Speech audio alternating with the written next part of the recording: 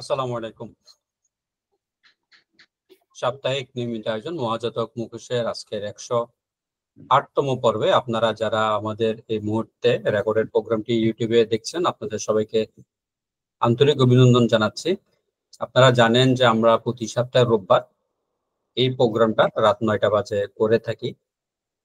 তো বিভিন্ন কোয়ান্টামের বিভিন্ন বিষয়গুলো নিয়ে, যেগুলো আমরা কোয়ান্টামে থাকাকালীন সময়ে দেখেছিলাম কিংবা বর্তমানে কোয়ান্টাম যে বিষয়গুলো নিয়ে মানুষের সাথে প্রতারণা করে আসছে, এরকম কিছু বিষয় নিয়ে আমরা প্রতি সপ্তাহে আলোচনা করে থাকি। তো আজকে আমাদের সাথে উপস্থিত আছেন আমাদের মাসুদ রানা ভাই, বগুড়া শাখার আরএনটিআর আছেন, আমাদের প্রিয় দুলু ভাই এবং আনোয়ার ভাই। তো যেহেতু রমজান মাস চলতেছে, রমজান মাসে মহাজাতক সারা বছরে দান কালেক্ট করে, আসলে টাকা যেখানে সেখানেই তার মানে নজরটা ওই দিকেই থাকে। তবে রমজানের সময় সে একটু না প্রচুর পরিমাণে এফোর্ট দেয়, যে মানে মানুষের সাথে ইমোশনালি কথাবার্তা বলে মানুষের কাছ থেকে টাকা বের করে নেওয়ার জন্য। তো আমরা আজকে কোয়ান্টামের জাকাতের বিষয়গুলো কিংবা জাকাতের ছাড়াও কোয়ান্টামের যে দানের বিষয়গুলো, রোজাতে তারা কিভাবে মানুষের সাথে প্রতারণা করে, এরকম কিছু বিষয় নিয়ে কথা বলবো। তো আমি শুরুতে রানা ভাই আপনার কাছে আসছি। আমি একটা জিনিস একটু আপনাকে দেখাই।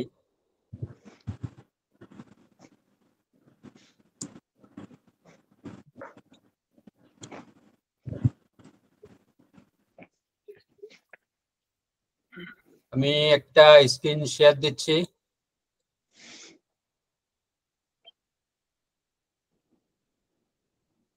এই যে এখানে 10 নম্বর আপনি রানা ভাই দেখতে পাচ্ছেন? 10 পুরো বছর 71 দিন। এটা হচ্ছে মূলত কোয়ান্টামের ওয়েবসাইটে রমজানে বেশি সোয়াব পেতে কিছু করণীয়। ঠিক আছে?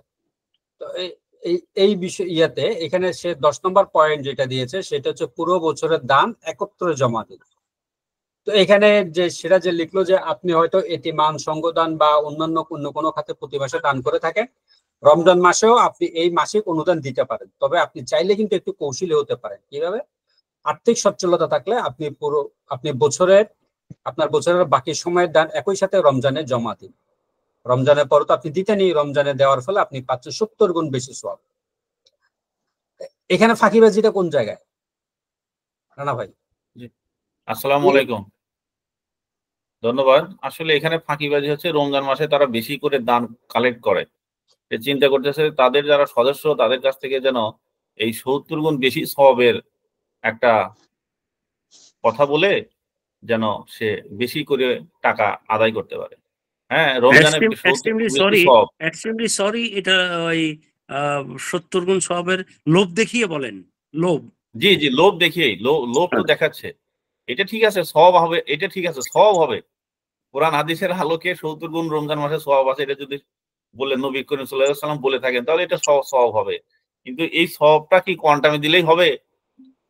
প্রশ্ন তো জাতির কাছে এখানে। আর এই কোয়ান্টামে টাকা নিয়ে জমি কিনবে, আর এই কি পরিমাণ সে টাকা আদায় করতেছে সেটার কোনো কেউ প্রশ্ন করতে পারবে না।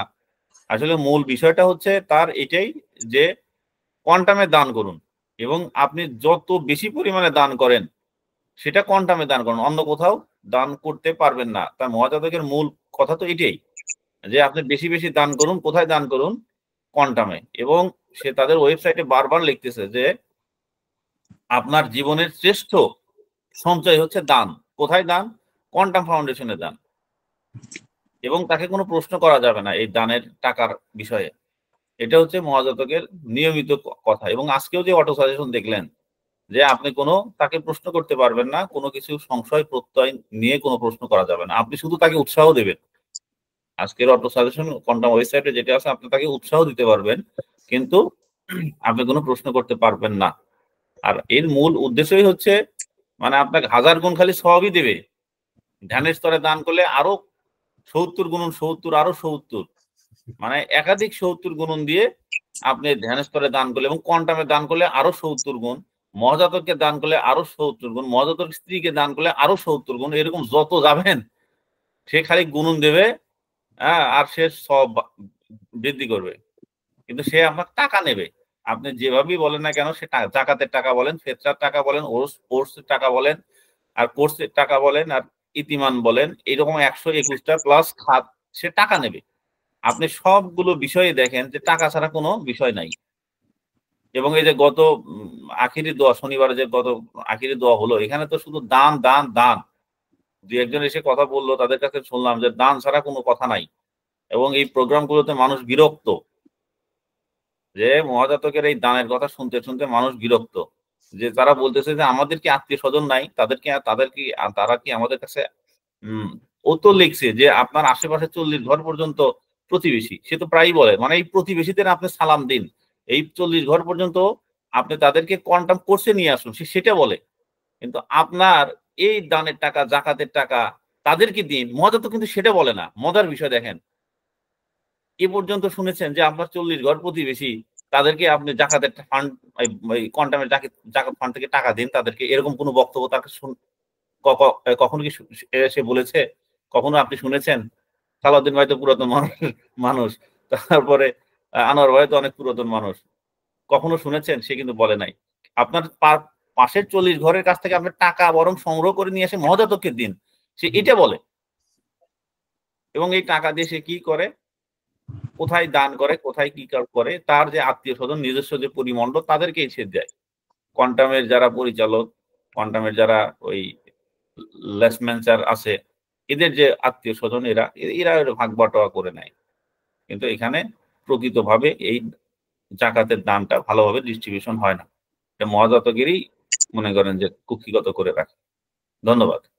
না, রানা ভাই, আমার একটা প্রশ্ন হচ্ছে যে এই যে মনে করেন কোন একজন ভদ্রলোক কোয়ান্টামে পুরো বছরে উনি প্রতি মাসে যে পরিমাণ দানটা করেন, দান করার পরে উনি মহাজাতকের কথা অনুযায়ী উনি পুরো বছরের দানটা রমজানে দিয়ে দিলেন, মহাজাতক কি তাকে বাকি 11 মাস দানের জন্য বলবে না? বসে থাকবে? হ্যাঁ বলবে, রমজান শেষ হলেই বলবে। এবং ঈদের 7 দিন আগে বলবে যে আপনি 7 দিন বা 15 দিন আগে কিন্তু আপনাকে বলবে যে আপনি যদি 2টা জামা কেনেন, একটা জামার টাকা কোয়ান্টামে দান করুন, আর একটা জামা আপনি কিনুন, একটা ড্রেস কিনুন, এটা বলবে। এবং রমজান শেষ হলেই দেখবেন যে এরপরে যে সাদাকান, সেখান থেকেই বলবে যে এখন দান করা শুরু করুন। কোরবানির আগে আপনাকে বলবে কোরবানির পশু যে পরিমাণে, যে কোরবানি গতবার তো ধরাই দিছে যে সামাজিক আয়ন, এবং কোরবানির পশুর চামড়া বিক্রি করে কোয়ান্টামে দিন। এবং কবে যে বলবে যে কোরবানির পশু অর্ধেক কোরবানি দিন আর অর্ধেক টাকা কোয়ান্টামে দিন, এটাও বলবে সে। মানে সে যেভাবে বলে কথা, এটা বলবে পুরা বছর কেন, সারা বছরই সে আয় করবে। এবং দেখেন যখনই নভেম্বর ডিসেম্বর মাস আসে, তখন আপনাকে বিভিন্ন খাতে ধরায় দেয় এবং আপনার বাড়ি বাড়ি যাবে, বিভিন্ন কাগজ নিয়ে যাবে, বিভিন্ন ফর্ম নিয়ে যাবে, এই ফর্ম পূরণ করে দিন। এই ফর্মের পূরণের পাশেই দেখবেন যে টাকার অ্যামাউন্ট, আপনার টাকার অ্যামাউন্টটা লিখে দেন, টাকা দেন। দান স্যার, আপনি কি মনে করছেন এই 1 মাসে সে দান সংগ্রহ করবে? না, নেভার, কখনো না। সে পুরো 12 মাসই দান সংগ্রহ করবে। এবং তাদের যারা এই যে বেতনমুক্ত দাসগুলো যারা আছে, এদের সারাদিন কাজই হচ্ছে দান সংগ্রহ করা। এবং ঘুমানোর আগে ওরা চিন্তা করে যে কার কার বাড়ি যাবে, কার কার পকেট কাটবে। এবং সকালবেলা ঘুম থেকে উঠেই এরা চিন্তা করে আজকে কার কার বাড়ি যেতে হবে, কি কি করতে হবে, কার কাছ থেকে টাকা নিয়ে আসতে হবে। এদের এরা যারা চাকরি করে, তাদের মূল উদ্দেশ্য হচ্ছে কাকে মানে কার কাছ থেকে টাকা হাতিয়ে নেওয়া হবে। উদ্দেশ্য তো একটাই, টাকা ছাড়া কোনো উদ্দেশ্য নাই। এদের ফার্স্ট প্রায়োরিটি টাকা আদায়। টাকা ছাড়া দেখেন কোয়ান্টামে কোনো কিছু আছে? ধন্যবাদ রানা ভাই। দুলো ভাই, জি জি, আপনার কাছে আমার জানতে চাওয়া, এই যে 9 নম্বর যে পয়েন্টটা, সেখানে দেখতে পাচ্ছেন যে সেখানে লিখেছে যে রমজানে দান করলে যে কোনো সময় দানের তুলনায় আপনি 70 গুণ সওয়াব পাবেন, এবং কোয়ান্টাম ফান্ডে দান করলে সংঘবদ্ধভাবে জাকাত আদায় করার জন্য আরো 70 গুণ সওয়াব পাবেন। এই হাদিসটা মহাজাতক কোথায় পেয়েছে, কিংবা এই ব্যাপারে মহাজাতক কি কে নিশ্চয়তা দিয়েছে যে মহাজাতকের ফাউন্ডেশনে দান করলে আরো 70 গুণ সওয়াব পাবে সংঘবদ্ধভাবে? সুন্দর একটা প্রশ্ন। আসসালামু আলাইকুম সবাইকে, ধন্যবাদ জানিয়ে আমার প্রশ্নের উত্তর দিচ্ছি। আমি সবাইকে ধন্যবাদ জানাচ্ছি। 1 নম্বর হচ্ছে, এখানে 2টা জিনিস স্পষ্ট। একটা হচ্ছে দান, সেটা জাকাত হোক, সেটা যেরকমই হোক, সব দান মিলিয়ে দান কথাটা আসছে এই কারণে যে দানটা একজন মুসলিম যিনি ইনকাম করেন, যিনি দান করতে পারবেন, যার সামর্থ্য রয়েছে তাকে দান করতে বলা হচ্ছে ইসলামে। কিন্তু রমজানে এসে এই দানগুলোর সাথে কিন্তু একটা অ্যাডিশনাল অ্যাড হয়। কোনটা? সেটা হচ্ছে যাকাত। যেমন আপনার ঘরে ২০ ভরি স্বর্ণালঙ্কার আছে। এখন চলতেছে আপনার ওয়াইফের ২০ ভরি স্বর্ণালঙ্কার আছে। ধরেন এটার এখন মার্কেট ভ্যালু হচ্ছে ৳১,৫৪,০০০ সম্ভবত। এখন এটার জন্য আপনি ৳১,৫৪,০০০ ইনটু আপনার ২০ ভরি করলেন। করার পরে আপনি এটা 20% মাইনাস করবেন এখান থেকে। কারণ আপনারগুলো তো অপ্রচলিত বা এটাকে আপনার সাবসিডি দিতে হবে, মাইনাস করতে হবে। 20% আপনাকে এটা যেহেতু নতুন না, যেহেতু পুরাতন সোনা সেজন্য আপনি 20% মাইনাস করবেন। করার পরে যে টাকাটা থাকবে সেটার উপর 2.5% আপনি সুদ দিবেন। আর ইসলামের পরিভাষায় বা ইসলামের নীতি নিয়ম যারা নির্ধারণ করে দিয়েছেন তারা বলে দিয়েছেন আপনি যাকাতটা যে যাকাতের সময় রমজানের সময় দিতে হবে এমন কোনো কথা নেই। যাকাত আপনি সারা জীবনভর দিতে পারেন। আপনি যাকাতটা রেখে দিলেন, দেখলেন যে একটা মহিলার বিয়ে হচ্ছে না টাকার কারণে। আপনাকে এখানে যাকাত দিতে ওই যাকাতের একটা অংশ আপনি এখানে দিতে পারেন এবং বলে দিলেন যে এটা যাকাতের টাকা। ঠিক আছে? এরকম কিছু, কিছু খাত আছে যেই খাতগুলো ইসলামে নির্ধারণ করে দিয়েছে। ওই নির্ধারিত খাতে আপনি সারা বছর দিতে পারবেন। কোনো অসুবিধা নেই। আমি দেখেছি এমন অনেক লোককে যে সারা বছর তার যাকাতটা জমা করে, বরঞ্চ সে রমজানের সময় জমা করে রাখে সব হিসাব-টিসাবটা ফাইনাল করে রাখে। রাখার পরে সে ধারণা একটা হিসাবে আসলো যে তার ৳১,০০,০০০ ধরো জাকাত আসছে সব মিলায়া। সে জাকাত ফিতরা তো ঈদের দিন দিয়ে দিতে হয়। শুধু জাকাতটা করে ওই দানের সাথে মিলায়া সে আ শুধু খাতগুলো নির্ধারিত করে সারা বছর দেয়। এখন এই একটা দিক। আরেকটা দিক হচ্ছে যে আপনি সংঘবদ্ধভাবে দান করবেন। বেশ ভালো কথা, সংঘবদ্ধভাবে দান করতে পারেন আপনি।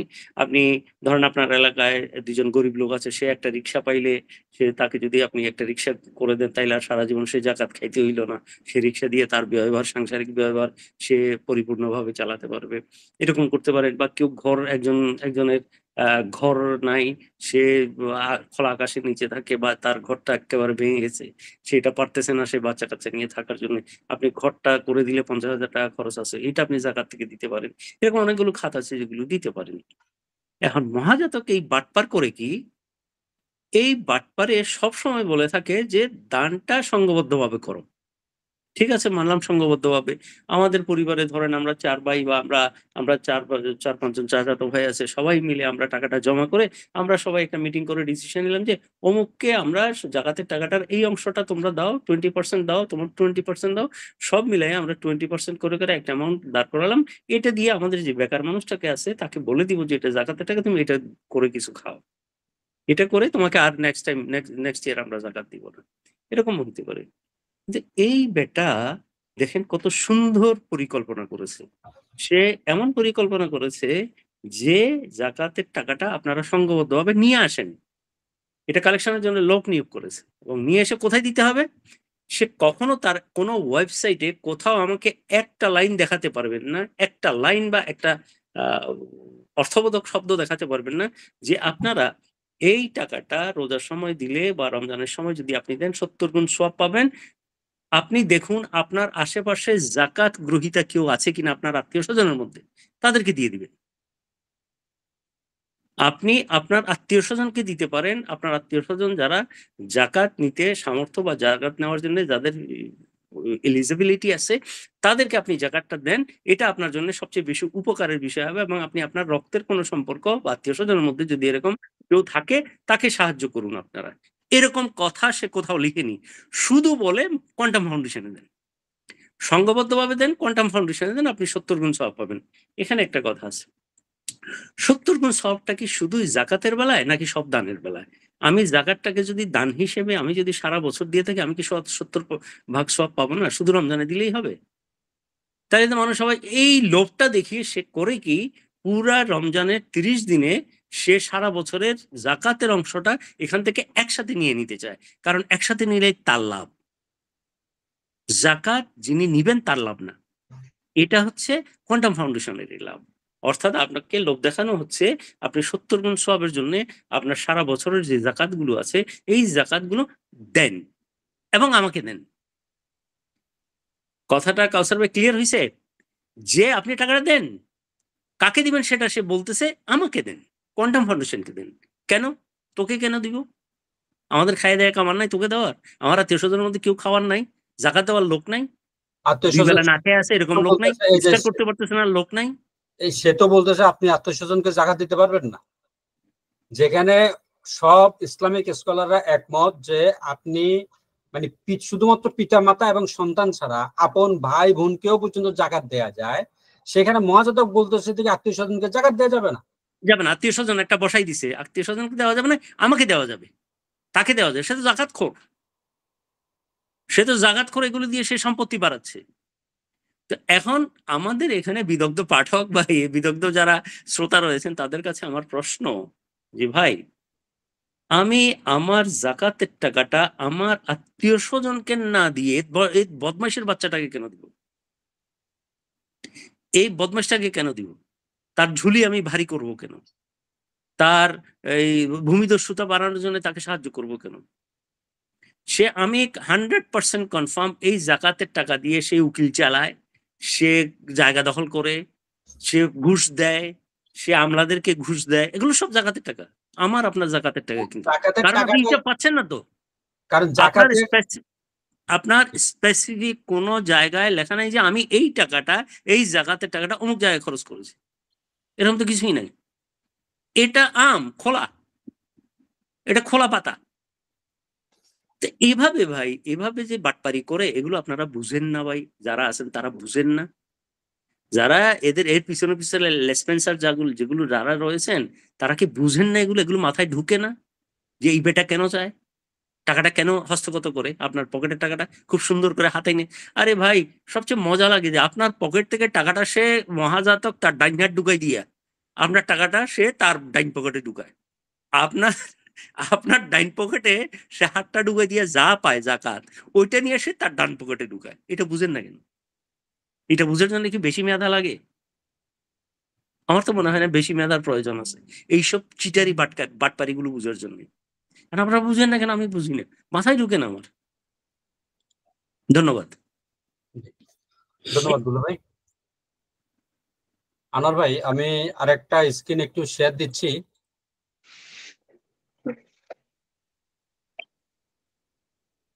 এই যে দেখতে পাচ্ছেন এইটার উপরে, এটা হচ্ছে মূলত কোয়ান্টামের যে আপনার জাকাতের টাকা দিয়ে গরু ভাগার যে প্রকল্পটা ছিল, এইটা প্রকল্পটার উপরে কিন্তু কোয়ান্টামের জাকাতের উপরে একটা ব্রোশিওর ছিল, খুব সম্ভবত 2013-14 এই সময়কার। বর্তমানে কোয়ান্টাম ফাউন্ডেশনে তাদের, আমরা যখন এই জাকাতের টাকা দিয়ে তাদের সুদের কাজ কারবারের বিষয়গুলো নিয়ে কথা বলছি, এরপর থেকেই তারা এই ব্রোশিওরটা সম্পূর্ণরূপে ওইখান থেকে একদম হাইড করে ফেলছে, এই ব্রোশিওরটা পাওয়া যায় না। তো যাই হোক, ওই মানে চোর চুরি করলেও তো কিছু সিম্বল রেখে যায়, তাদের 300তম কোর্সপূর্তি স্মারকের মধ্যে কিন্তু এই ঘটনাটার কথা উল্লেখ আছে। তো আপনি তো লামাতে ছিলেন, আপনার জানা মতে মহাজাতক এইরকম কি পরিমাণ ব্যবসা করছে, যে জাকাতের টাকা দিয়ে সুদের ব্যবসা, কি পরিমাণ টাকা সুদে খাটিয়েছে মহাজাতক? ধন্যবাদ কাউসার ভাই, আসসালামু আলাইকুম। আপনি যেটা বলছেন যে এই যে আমাদের এই কোয়ান্টামের বিষয়ে, মহাজাতকের প্রতারণার বিষয়ে সাধারণ কোয়ান্টাম মানুষ এবং কোয়ান্টাম ফাউন্ডেশনের সদস্যদেরকে সচেতন করার যে প্রয়াস, এই প্রয়াসের এই অনুষ্ঠানগুলো দেখে মহাজাতক জাকাতের ব্রোশিওর থেকে এই ছবিগুলো হাইড করে ফেলছে। শুধু এই ছবি না, আপনি বিস্মিত হবেন যে আমাদের অনেক প্রোগ্রামের তথ্য নিয়ে সে নিজেকে সংশোধন করায় ফেলছে। এবং কেউ কেউ বলে যে আমাদের এখান থেকে তথ্যগুলো আমাদের না দেওয়া উচিত, কিছু তথ্য কেন, যে সেগুলো সে সংশোধন করে ফেলে, ডিলিট করে ফেলে, সম্পাদনা করে ফেলে, বা সে এই জিনিসগুলা যে বিতর্কিত এটা কিন্তু আগে সে বুঝতো না। তার মানে তার যে লিমিটেশন, এটা কিন্তু আমাদের দ্বারা সে অনেক সংশোধিত হয়ে যাচ্ছে, যে যার ফলে এই ছবিটা সে না, অনেক তথ্য, অনেক পরিসংখ্যানও সে হাইড করতেছে। আপনি গরুভাগা প্রকল্পের কথা বলছেন। গরুভাগা প্রকল্পটা মূলত লামাতেই প্রথম শুরু হয়। এটা প্রথম দিকে সার্বিক দায়িত্ব তো আমি ছিলাম, তারপর আমাকে সহযোগিতা করতেন কাজী মিতুল ইসলাম ভাই, এবং আমাদের প্রায় 4 শতাধিক গরু, পাহাড়ি বাঙালি এদেরকে আমরা 4 শতাধিক গরু ভাগা দিয়েছিলাম।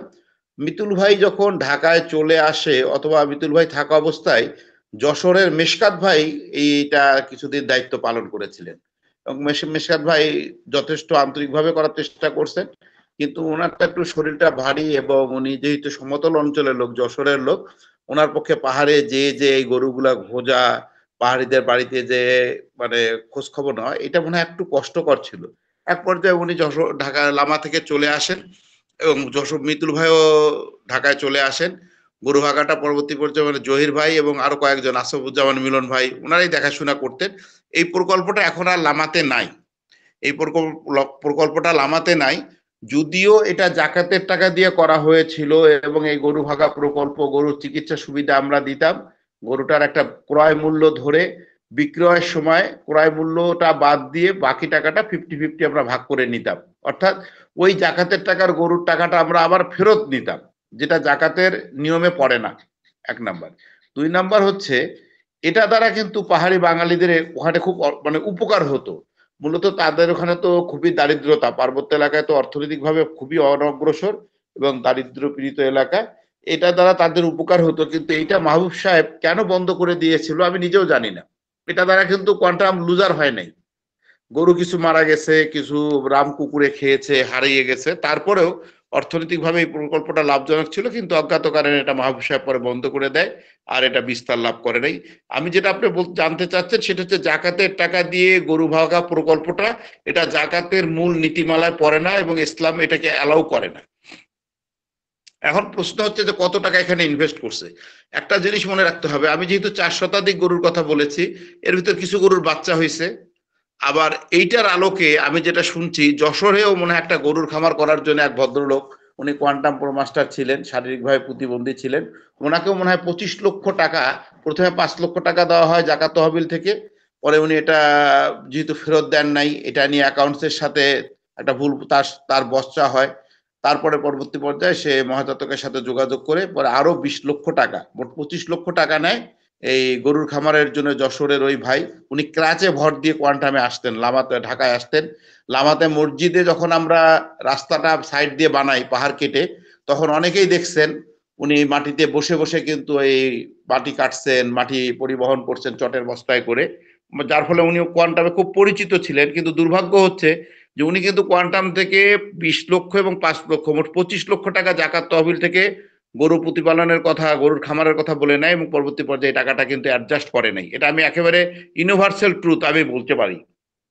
একইভাবে চিটাগাংয়ের বিশিষ্ট বেকারি ব্যবসায়ী মিজান ভাই, উনিও কোয়ান্টাম থেকে 12 লক্ষ টাকার মতো জাকাত থেকে নিয়েছেন লোন বা ব্যবসা করার কারণে। পরবর্তী পর্যায়ে উনি অ্যাডজাস্ট করছে কিনা আমি জানি না।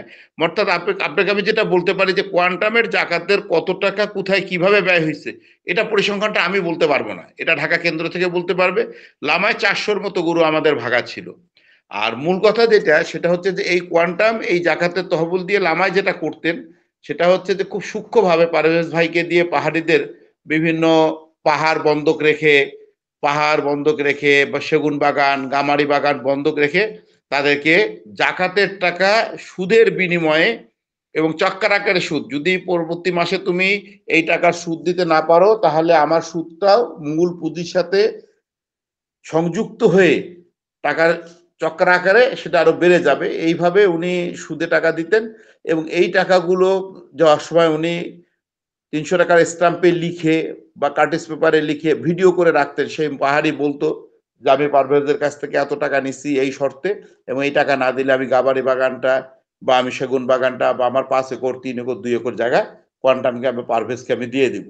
এবং এই জায়গার এই টাকার পরিমাণটা কত এটা আমি বলতে পারবো না, কারণ এটা আমার অনুমতি নিয়ে উনি করেন নাই, অ্যাকাউন্টস এটা জানতো না। এটা পারভেজ ভাই মহাজাতকের ব্যক্তিগতভাবে যে টাকা দেওয়া হতো সেই টাকা দিয়ে উনি সরাসরি এগুলা নিয়ন্ত্রণ করতেন।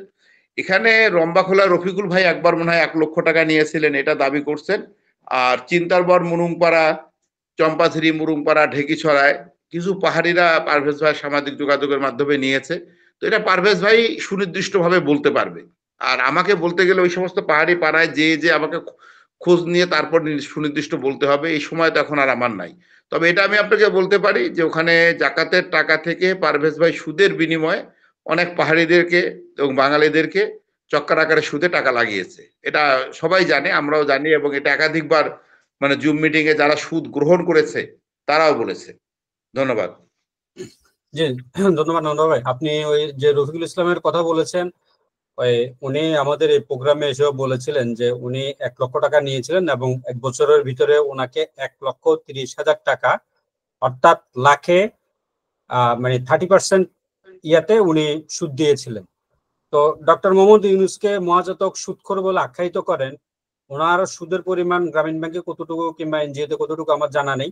তবে মহাজাতক যে এখানে 1 লক্ষ টাকা আপনার মানে খাটিয়ে 30,000 টাকা সুদ নিয়েছেন, এটা রফিকুল ইসলাম ভাই আমাদের এই প্রোগ্রামে এসে বলেছিলেন, এবং উনি ওই সে ডকুমেন্টও দিয়েছিলেন যে মানে মহাজাতকের সাথে পারভেজ ওইখানে যে সাক্ষী হিসাবে যারা যারা ছিল, ওই পুরো ডকুমেন্টস উনি এখানে দেখিয়েছিলেন আমাদেরকে। রানা ভাই, রানা ভাই, হ্যাঁ হ্যাঁ বলেন, শুনতে পাচ্ছি। আপনাকে আমি কোয়ান্টামের ওই যে আবার আগের যে ইয়াটা ছিল ওইখানের একটা প্রশ্ন ব্লাডের উপরে, যেহেতু আপনার এটা সম্পর্কে ভালো ধারণা আছে, আপনি আমাদের দর্শকদের জন্য যদি একটু বলেন যে এই যে দেখেন 8 নাম্বার প্রোগ্রাম, 8 নাম্বার পয়েন্টটা রক্তদান প্রোগ্রাম, যে আপনি রক্তদাতা হয়ে থাকলে রমজানে রক্ত দিন, রোজা রেখে রক্ত দেওয়া যায়। আপনি রক্ত দিন কোয়ান্টাম ব্লাড ল্যাবে, কারণ এখানে 1 ব্যাগ ব্লাড থেকে 4টি উপাদান পৃথক করা হয়, করে যার যেটা প্রয়োজন তাকে সেই উপাদানটি দেওয়া হয়। কাজে 1 ব্যাগ রক্তদান 4টা জীবন বাঁচানোর সমান কল্যাণকর। প্রশ্ন হচ্ছে এই রক্তটা কি এই 4টা উপাদানে যে ভাগ করা হচ্ছে, এই 4টা উপাদানের বিনিময়ে মহাজাতকের টাকা গ্রহণ করেন, মানে লাভ পান এখান থেকে সে? প্রত্যেকটা ব্যাগে উনি গড়ে 1350 টাকা করে বিক্রি করেন। প্রত্যেকটা ব্যাগ প্রসেসিং, ওনারা বলে হচ্ছে যে এটা প্রসেসিং ফি নেওয়া হয়। এবং আমি এখানে বেশ কিছুদিন আগে একটা এপিসোডে একটা ডাটা কালেক্ট করে একটা গবেষণা করে একটা এপিসোড তৈরি করেছিলাম। সেখানে কোয়ান্টাম লাইন ক্রাইমে আলোচনা করেছিলাম ব্লাডের উপরে। সেখানে দেখা গেল যে সে গড়ে প্রতি মাসে সে প্রায় 50 লক্ষ টাকা আয় করে এই ল্যাব থেকে, সর্বনিম্ন। এটা সকল খরচ বাদে, নিট প্রফিট, নিট ইনকাম, ল্যাবের খরচ, ল্যাবের বিদ্যুৎ খরচ, ল্যাবের সবকিছু বাদে, ডক্টরদের বেতন, স্টাফদের বেতন, ভাড়া, ব্যাগের দাম, সবকিছু বাদে সে 50 লক্ষ টাকা সর্বনিম্ন আয় করে, এবং বছরে 6 কোটি থেকে 7 কোটি টাকা সে এই ল্যাব থেকে আয় করে। এটা হচ্ছে সর্বনিম্ন। আর ওই যে দেখতেছেন যে 280 জন মানুষের জীবন বাঁচানোর সমান সওয়াব আল্লাহ আসলে এর চেয়ে বেশি দিতে পারে, এটা আল্লাহ পাকের ইচ্ছা। কিন্তু মহাজাতক আপনাকে দেখাচ্ছে ওই সওয়াবের উসিলা করে তার ওখানে ব্লাড দেন, আর আপনার ব্লাডটা সে মহাজাতক বিক্রি করবে। আর এই থ্যালাসেমিয়া রোগী কতজনকে সে দেয়, একটা মাসে কয় ব্যাগ রক্ত সে থ্যালাসেমিয়া রোগীদের দেয়, সেটা কি সে বলেন? এই 4-5টা 10-12টা ছবি দেখায় ওটা চলে, ঘুরে ফিরে ওটাই একই গান সে বারবার গায়। কিন্তু সে ওয়েবসাইটে যদি দেখাইতো যে আমাদের 1 বছরে এতজন 10,000 বা 5,000 ইউনিট ব্লাড আমরা থ্যালাসেমিয়া রোগীদের দিয়েছি, তাহলে তো মানুষ জানতে পারত। এবং এখান থেকে কত টাকা আয় হলো সেটা যদি তাদের ওয়েবসাইটে থাকতো, কোয়ান্টাম ব্লাড ল্যাবের ওয়েবসাইটে থাকতো, যে আমাদের কোয়ান্টামের ব্লাড ল্যাবের রক্ত বিক্রি বাবদ বা প্রসেসিং আয়, ওরা যদি, যেহেতু এটা বিক্রি বলে না, প্রসেসিং খরচ বলে, প্রসেসিং আয় থেকে আমাদের 20 কোটি টাকা আর্ন হয়েছে, আমার খরচ হয়েছে 8 কোটি টাকা, তাহলে 12 কোটি টাকা সারপ্লাস থাকলো। এখান থেকে থ্যালাসেমিয়া রোগীদেরকে আমরা হয়তো 4 কোটি টাকার ব্লাড দিয়েছি, তারপরেও তো তার 6 কোটি টাকা মুনাফা থাকে। কিন্তু এ ধরনের ডাটা তো সে কখনো দেখায় না, কখনোই দেখাবে না। এটা একটা কৌশল। এই রমজান উপলক্ষে রক্ত দিন, এবং দেখবেন যে সকল ধরনের কাজের পিছনে তার একটাই উদ্দেশ্য মুখ্য, যে এখানে অর্থের গন্ধ আছে কিনা, এটা হচ্ছে তার মুখ্য উদ্দেশ্য। এটা ছাড়া কিছুই না। আপনি দেখেন কোয়ান্টাম মেথডে, আপনি চিন্তা করেন যে কোয়ান্টাম মেথড কোর্সে গড়ে যদি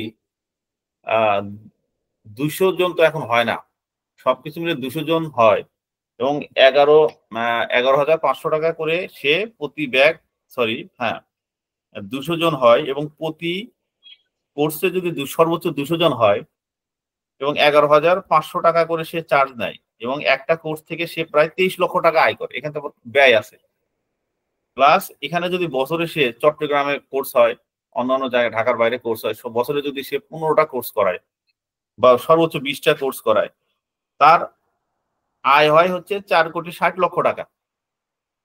আর এই জাকাত ফান্ড থেকে সে দেখতেছে যে জাকাত ফান্ড থেকে তার আয় আসতেছে 20 কোটি টাকা। একটা মসজিদ নির্মাণের কথা বলে সে 100 কোটি টাকা উঠাচ্ছে এবং মাটির ব্যাংক থেকে সে 50 কোটি টাকা আয় করতেছে বছরে। তাহলে তার এখানে তো আয় বেশি। তাহলে সে কোন ব্যবসা করবে? জাকাত ব্যবসায় করবে নাকি তার কোয়ান্টাম মেথডের ব্যবসা করবে? সে এই জাকাতের ব্যবসা করবে। সে এই মাটির ব্যাংকের ব্যবসা করবে। সে এই মসজিদ নির্মাণের বিজনেস করবে। আপনি তো তাকে চিন্তা করতে হবে, তার চিন্তা করতে হবে তার বিজনেসটা উদ্দেশ্য কি?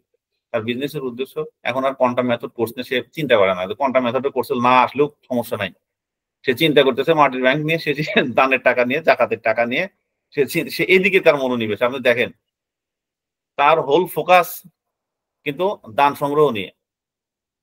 কোয়ান্টাম মেথড কোর্স নিয়ে সে আর মাথা ঘামায় না, কারণ জানে ওটা ওটা যে আয় ব্যয় ওইটা তেমন বেশি কিছু থাকে না।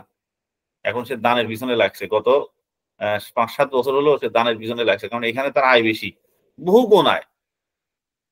হ্যাঁ, না ওইখানে তো কোয়ান্টাম মেথড কোর্স আছে, প্রোমাস্টার্স কোর্স আছে, প্রকাশন আছে, ওইখানে তো তার হিউজ একটা অ্যামাউন্ট আছে এবং দান সংগ্রহের ধারে কাছেও নেই। না, দান সংগ্রহের ধারে কাছে নেই, কিন্তু ওইখানে যে পরিমাণ টাকাটা আছে এই টাকাটা তো সম্পূর্ণ তার নিজের ব্যক্তিগতভাবে একদম ইয়েতেই তার পকেটে সরাসরি চলে যায়। দানের টাকাগুলো দাবি করে তার ব্যক্তিগত, এটা সে দাবি করে ভাইয়া, এটা সে দাবি করে তার এটা ব্যক্তিগত আয়। আমিও মনে করি তার ব্যক্তিগত আয়, কিন্তু এই এমপ্লয়ি গুলো তো কোয়ান্টাম ফাউন্ডেশনের, তাদের বেতন তো এই কোয়ান্টামের আয় থেকে দিচ্ছে। তাহলে তুমি খাটায় নিচ্ছ আমাদেরকে কোয়ান্টামের ফাউন্ডেশনের কথা বলে। আমি একজন স্বেচ্ছাসেবক কোয়ান্টামের, আমি তো যোগের স্বেচ্ছাসেবক নয়। তাহলে আমার স্বেচ্ছাসেবক হওয়ার পিছনে এই যে আমার যে কন্ট্রিবিউশন থাকলো সেটা তো তুমি নিচ্ছ। আমি 2টা লোককে কোর্স করালাম, সেই টাকা তুমি নিচ্ছ।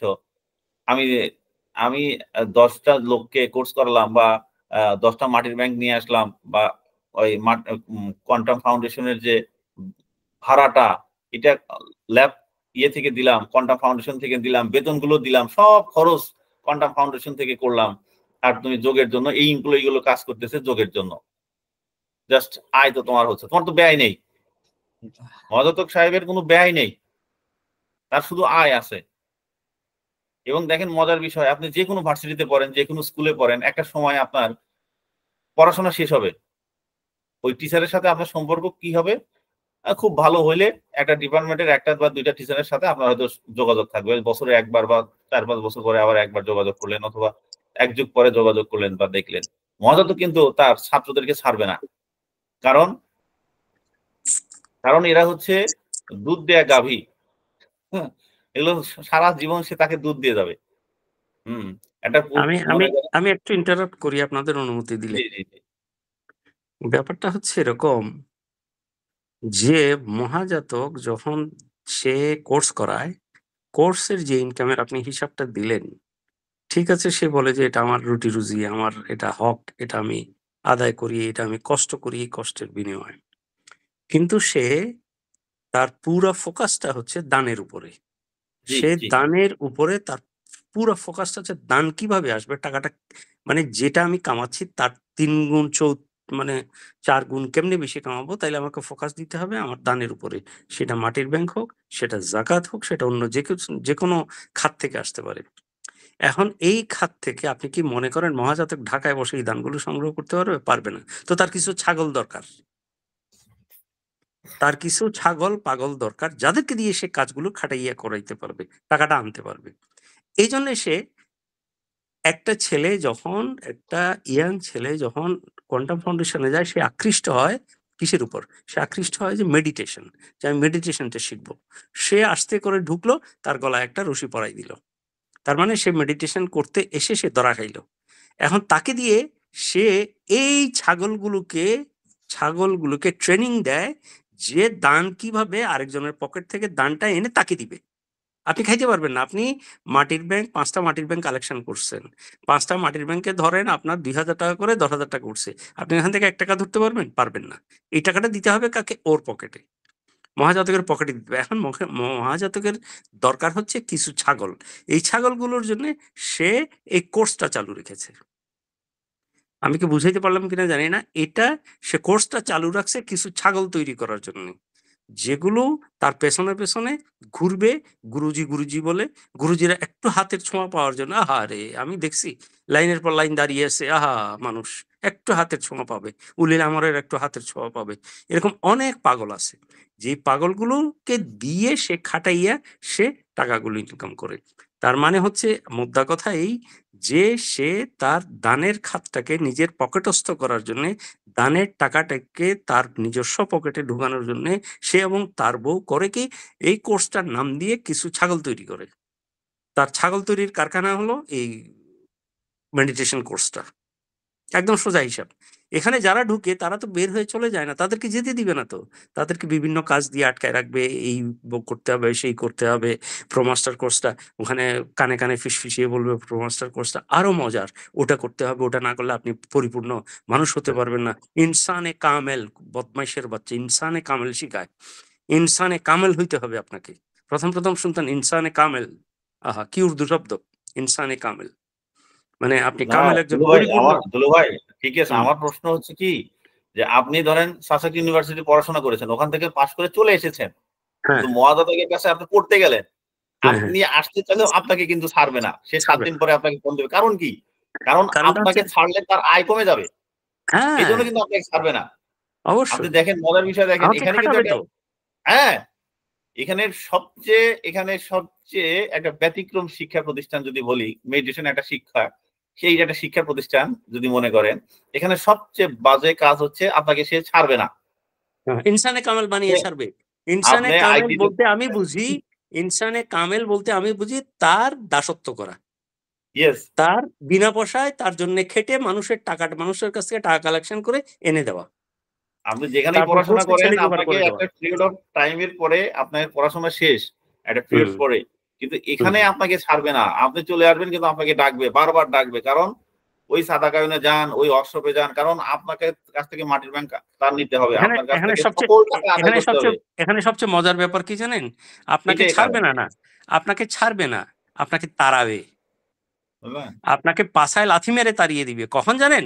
যখন আপনি এই টাকা পয়সার হিসাব চাইবেন। জি আপনি জি কষ্ট জি, করে যে এটা ঠিক। মানুষের কাছ থেকে টাকা এনে দিছেন, এখন আপনি মানুষের কাছ থেকে যে টাকা পয়সা এনে দিছেন কষ্ট করে, এটার যখন হিসাব চাইবেন তখন শুধু আপনাকে তাড়াবে না। এতদিন তো আপনাকে গলায় রশি দিয়ে বেঁধে রেখেছিল।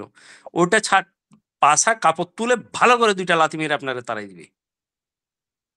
এই আরে হচ্ছে এক মহাজাতক। ভদ্রলোক এ কোয়ান্টাম থেকে, বগুড়া শাখা থেকে বেশ কয়েকজনকে লাগাইছে আমার পিছনে। হুম, তারা প্রায়ই আমাকে ফোন দেয়, আমার সাথে যোগাযোগ করে। তারা আমাকে বলতেছে যে তুমি যে কথাগুলো বলতেছো, সব কাজ বাদ দিতে এদের পিছনে লাগছো, তোমার এটা না করলে হয় না। আমি বললাম ভাইয়া, 16-17 বছর মানুষকে এমন ভাবে বুঝাইলাম, বুঝায়ে টাকা নিয়ে এসে দিলাম মহাজাতককে। তো আমি তো এই 16 বছর পরে উপলব্ধি করতেছি, যখন টাকার হিসাব চাইতে গেলাম তখন উপলব্ধি করতেছি যে এরা আসলে পুরোপুরি বাটপার, প্রতারক, একদম অন্যরকম বিষয়।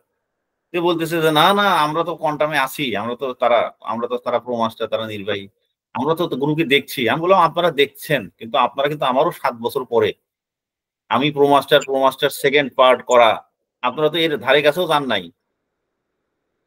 আপনারা হয়তো ওই যে জুম্মা জুম্মা বলে না, জুম্মা জুম্মায় 1 মাস, কোয়ান্টামে আপনাদেরকে কারো হয়তো 3 বছর, 4 বছর, 5 বছর, 7 বছর, 10 বছর। আমার তো 1.5 যুগ হয়ে গেছে। আমি তো সবকিছু দেখে আসলাম। তে আপনি ভাইয়া কষ্ট করে, আমি কয়েকটা প্রশ্ন করি, আপনি শুধু এই কয়েকটা প্রশ্ন অ্যান্সারটা নিয়ে এসে দেন। আপনাদের সাথে এখন তাদের সাথে সুসম্পর্ক হবে। প্রশ্ন কি?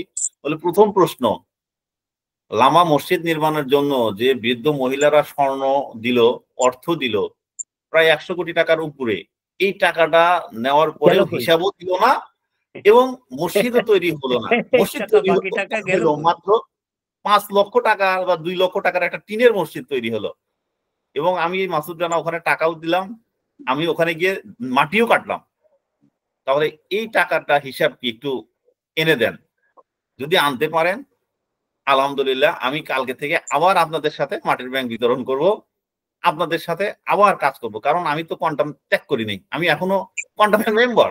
আমি কোয়ান্টামে যাচ্ছি না, কিন্তু আমি তো কোয়ান্টামের মেম্বার। তো আর ওনার কথা নাই। আনোয়ার উনি ভাইকে দিয়ে ঠিক শেষ করে বলছেন। দেন কাউসার ভাই। আচ্ছা, ধন্যবাদ। আনোয়ার ভাই বলেন আপনার জি বল। অনুভূতিটা বলেন, আমরা প্রোগ্রাম শেষ করব। না, অনুভূতিটা হচ্ছে কি যে আজকে এই যে মাসুদ ভাই বলতেছেন যে 200 লোক হচ্ছে না, 150 লোকের বেশি হচ্ছে না, হাত পা ধরে লোক নিয়ে আসতেছে। আগে হল ভরে যেত, এখন হলকে অর্ধেক করা হচ্ছে। তারপরে এই যে আখেরি দোয়াতে সব নতুন লোক সবাই আসে পুরাতন লোকদেরকে দেখতে, কে কে আসছে, পুরাতন লোক খুঁজে পাচ্ছে না।